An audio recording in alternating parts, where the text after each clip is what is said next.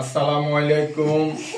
আজকে আমরা বিদেশি একটা সবজি কিনছি গতকালকে, আজকে পাকাইছি সবজিটা, তাই আপনাদের সাথে শেয়ার করব এই সবজিটা কিরকম।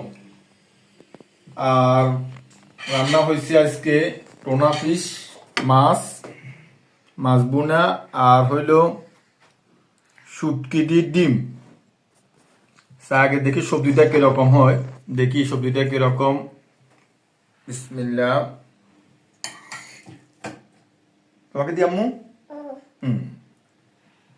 নাও, মুন নাও, দাও। এবার খাই দেখো। বিসমিল্লাহ।